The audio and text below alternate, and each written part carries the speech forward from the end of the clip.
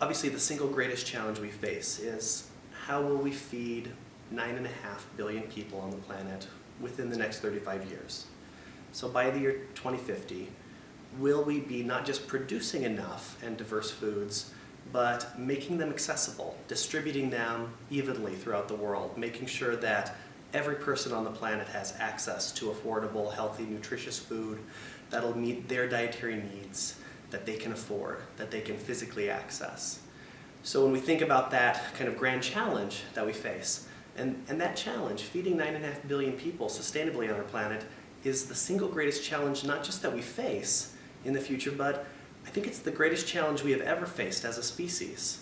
There has never been a more monumental challenge than that. And we're the generation that's going to have to solve those problems. So if a student is graduating in high school today, they're going to be right in the middle of their professional career when this challenge is hitting its summit, when 9.5 billion people are on this planet. So everything we do should be focused on how do we prepare this generation of workers and these young leaders to solve these problems, to meet this challenge, because that's the grand challenge we're facing.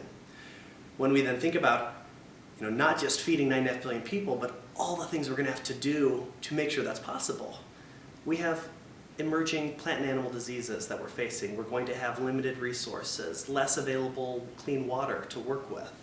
So how do we do that with increasingly erratic weather conditions and climate change? All of these new problems that we're going to face in the next 20 to 30 years, things we're already facing now in many cases, are going to make that much harder.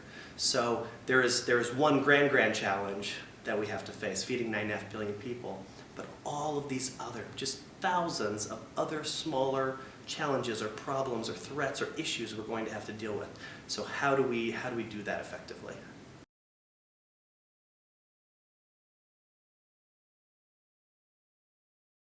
Agricultural careers are at the heart of solving almost all of these challenges. And that's what's it's interesting. Instead of viewing these as just problems that are daunting for us to face, we should view this as an opportunity.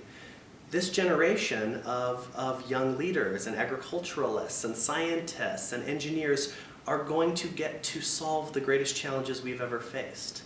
So they have something ahead of them to actually prove themselves and to make a real difference in the world. And that's what we all want to do, right? We all want to make a difference. So the beauty is this generation, more than any other, actually gets to tackle these issues and solve them. So, what's incredible is viewing it in that way. It's actually all of these opportunities to make a real difference in the world.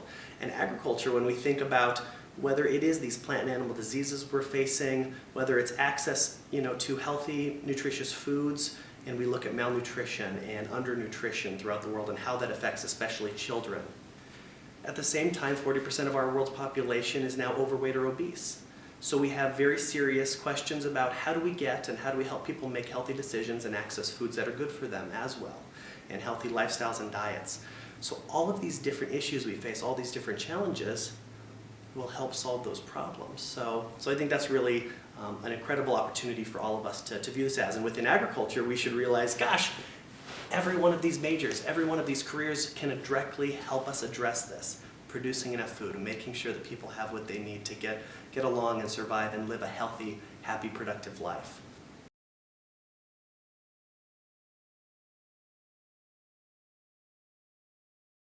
I think there are several challenges we're facing, and I think several of them we have created for ourselves within the agricultural industry.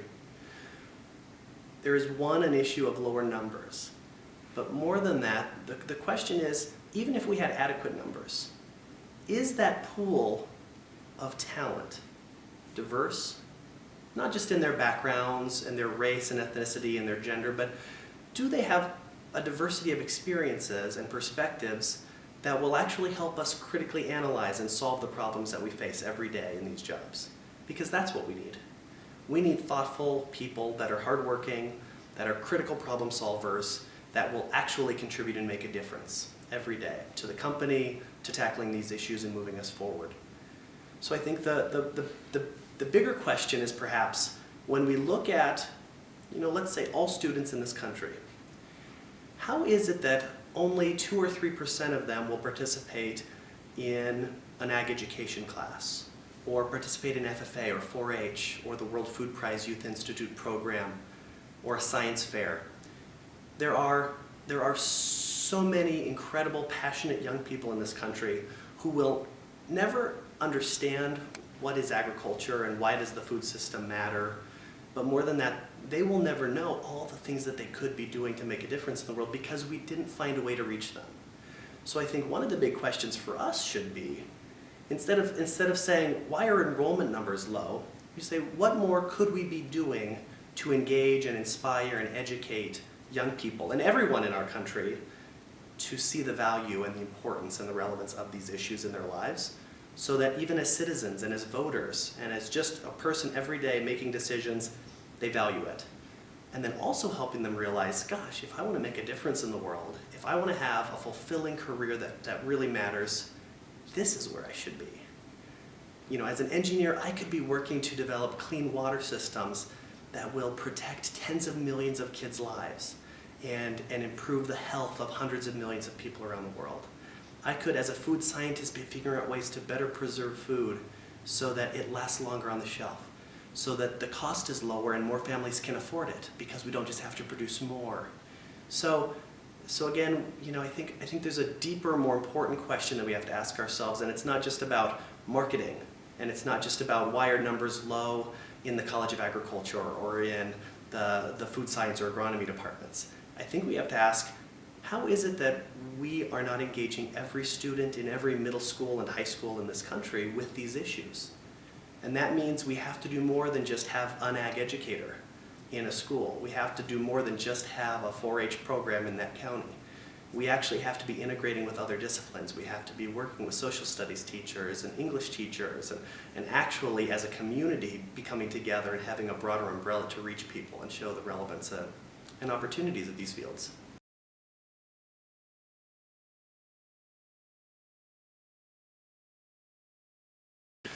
I think there's two parts to this too. You know, part of it is the pipeline question, and like we were just talking about, are we engaging a broad enough pool of people?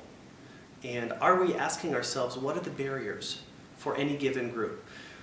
And I think this is a good question for all of us to ask for all these different communities. Rural students in this country who may be growing up on farms, often in their high schools or in their middle schools, lack opportunities to be involved in extracurriculars. So because they are more isolated geographically, because they may be in an area with fewer resources and less access to other areas, they likely are less involved than a student that maybe lives in an urban setting that can participate in science fair and Model UN and FFA and all these other experiences. So part of the question is, how do we create more opportunities in those areas for students that may be geographically isolated or may not have the same access to opportunities?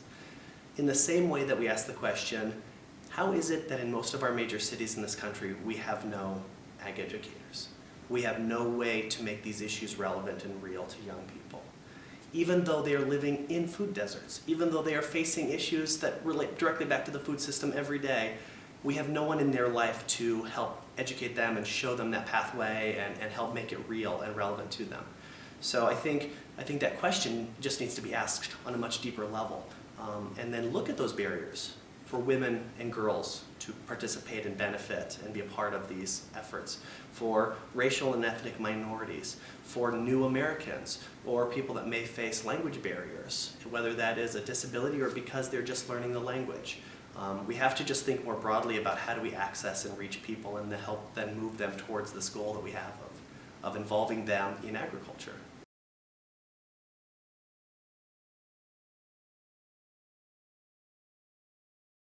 Norman Borlaug was a farm kid from northeast Iowa who, through hard work and a lot of luck and being in the right place at the right time, was really able to change the world. Saved 1 billion people, but more than that, you know, has given millions of people hope that they too can make a difference. I don't think it's actually about finding the next Norman Borlaug. I think there are already literally hundreds of thousands, if not millions, of Norman Borlaugs all over this planet, doing incredible work every day that just isn't recognized.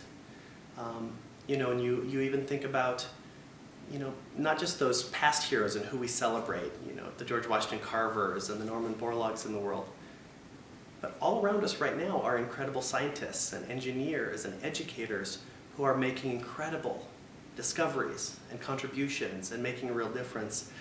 But we don't often recognize it or celebrate it because our society doesn't value agriculture in that way, doesn't even often value science in that way.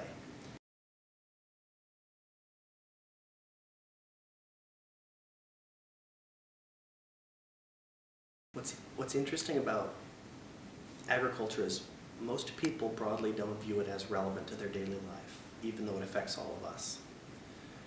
And most of us that work within agriculture realize that, but we still narrowly define what is agriculture and why is it relevant. And too often we focus on you have to be a farmer in the field, or you have to be a producer, or you have to be running an ag business to be a part of that community. Any organization within those fields are solving these problems. But even more broadly, most people don't view an epidemiologist who is studying disease transmission, and we wouldn't view them as an agriculturalist, but that's exactly what they are. Whether that's a disease that transmits between humans or between animals and humans, the impact that disease will have is going to be affecting all of us and affecting our shared economy and affecting our health and the health of our animals and our plants. And so, viewing this very intricate system that we are all a part of, all of these careers are a part of this broader network, this bigger effort to create a healthy, sustainable life for every person to be able to be productive and make a difference. And so whether you are directly working on the farm or whether you're working in an office, whether you are an engineer or an entrepreneur or an epidemiologist, everyone has a part to play, and we really need to rethink how do we define agriculture, because there's a much bigger picture out there.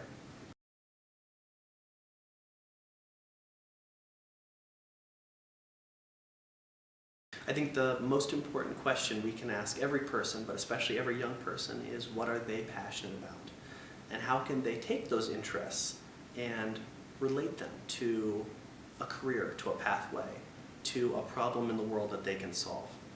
So helping them first identify what it is that they're interested in, but then helping make that connection to how it relates to real opportunities in this world to make a difference. And I think that's something we honestly don't do with most people. I think most people end up at college being asked, what's your major? And they don't know why they're in the major that they're in. And then they change majors because they weren't fulfilled, or they find something else they're interested in. Maybe they change 3 or 4 times, and then they're asked, well, what are you going to do with that? And instead of asking those process questions, why don't we ask them the deeper values? What do you care about? What life do you want to lead? Where do you want to live? And then once we understand that, help ask them the deeper questions of, if this is what you're interested in, how can you apply that to actually make a difference in the world? So for me, when I was growing up and in high school, I had to decide where I was going to college. And then I had to decide what my major was. And all of the decisions that I made were not based on what I was passionate about or what I wanted to do in life. It was based on the process.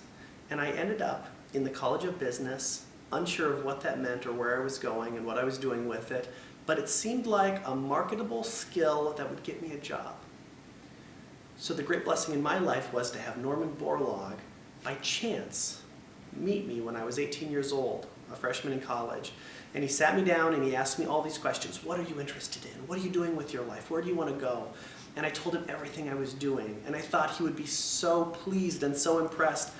And instead, at the end, he just said, you can do more with your life. I want you to come back in 2 weeks and tell me what your new major is and how you're getting to Southern Africa, because that's where the most suffering is in the world right now. I want you to think about what you're passionate about and then how you can take those passions and relate them to a way to improve the world and to help people. And that was the first time at 18 years old that somebody had asked me to actually rethink the purpose of my life in a way that related to what I was interested in. And that made all the difference. So all of a sudden it was realizing, well, I'm interested in helping people. That means understanding what makes them sick, and that means understanding why don't they have the nutrition they needed, and what's stopping the plant from growing so that it's not producing enough so the family can't sell it to earn the income to afford the medication and the schooling and the... So all of a sudden, rethinking and asking that question helped me start understanding how my interests related to all of these different pathways in agriculture that would make a difference.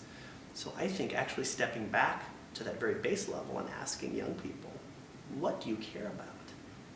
And then helping them realize how that relates to what they can do would actually be a great way to start.